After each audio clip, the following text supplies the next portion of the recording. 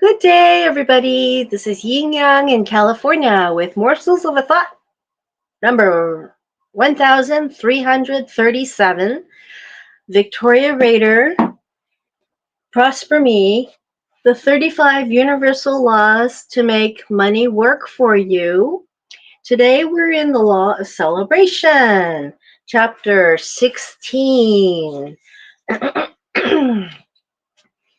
Celebrating your small victories wires your brain to be ready for big ones, big victories.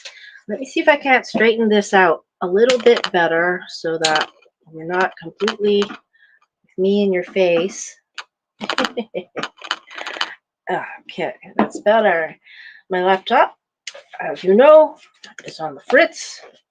I don't know if I'll be able to get it fixed, actually. The law of celebration invites you to celebrate every little success. Recognizing small victories will wire your brain to be ready for and attract bigger successes. Without the law of celebration, you can lose the perspective that goals are more for growing you than for getting a list of accomplishments.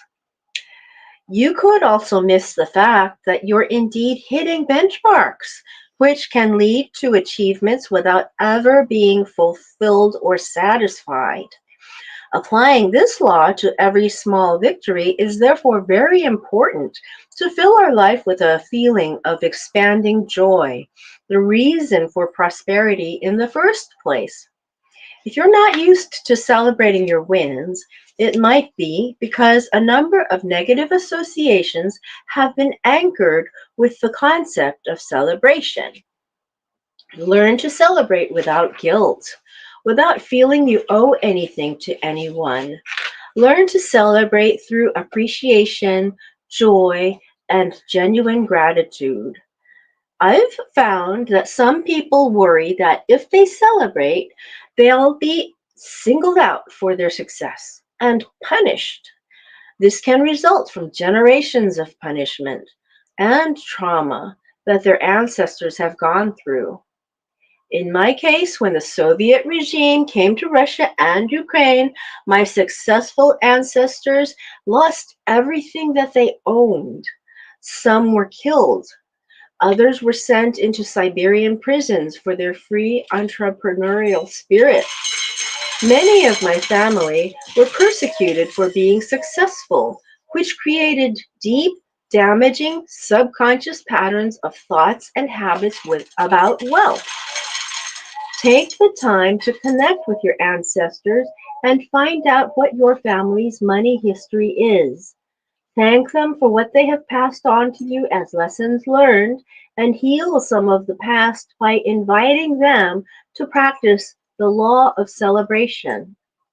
I think she means that we need to focus on the spirits of our ancestors and think back to what we understand about their entrepreneurial spirit, about their money history. For instance, in my own family, I heard that my grandfather fed 26 people at a time at his dining table on a teacher's salary. Well, up to 26 people. Okay, anyway, back to Victoria Rader. She says, resolving this programming allows them to resolve their mental energy patterns that might hold them back from progressing on their spiritual journey. When we heal one, we heal all. When you heal you, you heal your family, your genetic lines, and all of humanity. Shifting your genetic subconscious programming allows you to celebrate your ancestors for their influence in your life. Do so without fear of punishment and extend the same gift to them. I have a huge amount of respect for Brian Buffini and his Buffini and Company real estate coaching company, which has had a big impact on my life. Even though it has been quite a while since I sold real estate, I take my family to San Diego for his mastermind every year, the same one I have mentioned in the Law of Fun. Brian's event is a personal growth and development program. He invites very impactful speakers to motivate and ignite true transformations. I remember one specific time being thoroughly entertained listening to Andy Andrews, whose books I love. He is a prolific writer and a captivating speaker. At one point during his speech, he jumped off the stage and started going through the crowd, inviting all to participate and celebrate with him. While entertaining and endearing for the audience, it became a challenge for the camera crew to track Andrews and record the event. I'll never forget Brian's comment during the fun. He said, "Make sure your celebration corresponds to the size of your victory." For Andy Andrews, there is never too much to celebrate, but Brian is right when he advises to celebrate according to your success. Sometimes we can celebrate too much over a minimal victory. If you've just paid off your credit card, which had $3,000 worth of debt, don't go and celebrate by buying a $4,000 gift for yourself that puts you into deeper debt. This is why some people are afraid to celebrate. They don't understand how to create and balance the size of victory with the size of celebration. They're, they're either all in or all out. If that resonates, and if you're doing little things, you're not going to allow yourself to celebrate accordingly because the fear is that you're just going to sabotage it all. On the other hand, overdoing it might set you further back instead of propelling you forward. It takes so much pressure off when you know how to celebrate without self-sabotage in divine proportion to your victories. Now, understand the universal concept of proportion and celebrate in proportion to your daily victories. In other words, if one's currently working on improving their diet and has eaten healthy for a week, the celebration shouldn't be buying a giant cake and eating it all by themselves. If celebration involves sabotaging one's goals, they'll either avoid celebrating and will tend to give up being drained by sheer discipline or might keep doing something to undermine all the hard work put in. Instead, we want to align our celebration with our goals and keep it in healthy proportions instead of sabotaging the progress. Just just high-fiving yourself in the mirror with "you are totally doing this" will release much needed endorphins without added calories. Money can be particularly triggering when it comes to celebration. We often manage to get ourselves back on track, get some money into savings and investments, and decide to celebrate by spending it all. Same pattern, different application. Both the law of awareness and the law of gratitude are helpful companions to set us free from this sabotaging pattern. We first must become aware of this pattern and then lean into gratitude to take us to new, more profitable patterns. If you've been putting the earlier laws into practice, you might already be used to practicing gratitude morning and night.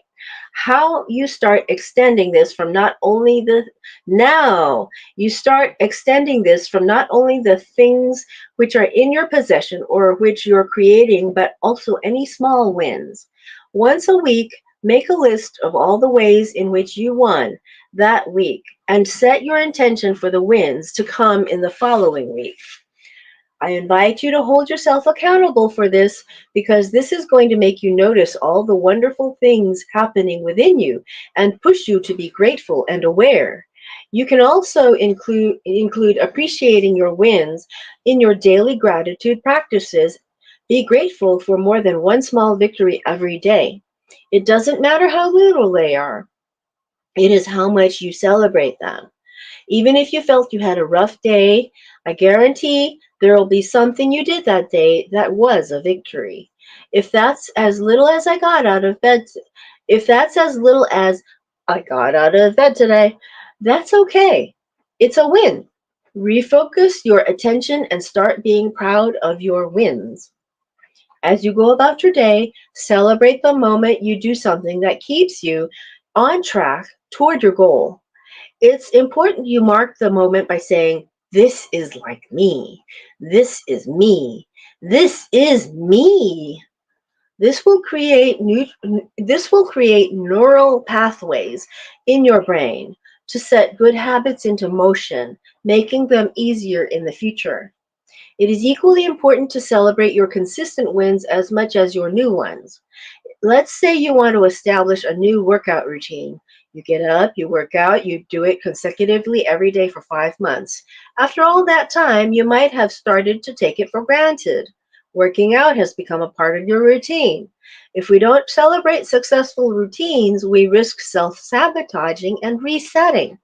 It's good to remind yourself that this is something I have achieved and continue to achieve. This is me. This is me. If you need to make cold calls to grow your business and hesitate about making a call, give yourself a 5-second countdown.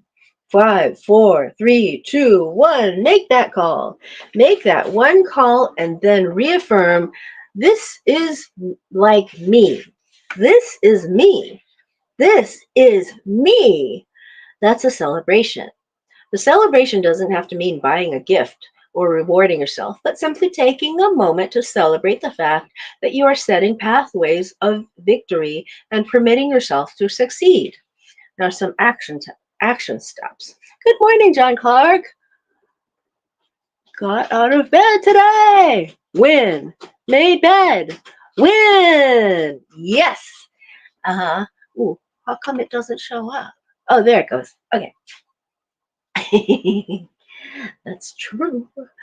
Uh, Action steps. Let's celebrate. Because we create what we notice, start noticing others around you succeeding and genuinely congratulate them and celebrate their victories. Feel authentic excitement for them without the need to compare or envy. As we celebrate others with pure emotion, this same emotion charges us up to create similar feelings of fulfillment for us. Yes, John Clark. Yes. That was a victory, all right. And what's going on here? When you catch yourself, this is number 2. When you catch yourself doing something that is good for you, praise yourself with reminders. Is like me, this is me, this is me. Okay. Number 3, create a list of ideas you consider a celebration. Jot down 20 of your favorite things, starting with free or low budget ones. Use this list whenever you are not sure how to celebrate your accomplishment. Then think of the bigger things to come. Activation. Read the activation below out loud and then close your eyes to feel a gentle shift. I now understand, practice, and live the law of celebration. I celebrate life by celebrating each and every moment through gratitude and joy. I release self-damaging thoughts of failure, turning failures into learning opportunities, and I focus on and celebrate successes no matter how small. I got this. I am me. Close your eyes. Do the shift. Yeah. Take your time. Okay. All right. So, John Clark, you have a very good point there. And you took it with you. It's good. And I've 1 or 2 times actually had the same kind of thing where prior to a surgery, a coach told me, a hospital coach told me that you sometimes have to uh, get up and wash your hair, and that could be all it is for the day, and that could be it. And then you have to lie back down. That's possible. That's true. I actually had it where I actually had to have my ex, my then boyfriend, bring me to a salon where they washed my hair. And then I had to walk back, and I was wearing my nightgown all the way through. I just had to put on tons of deodorant. But that was a small victory, just getting out of the room, getting out of the house. So that is how we shall celebrate, little bits at a time. Okay, see you tomorrow. Old Kinderhug.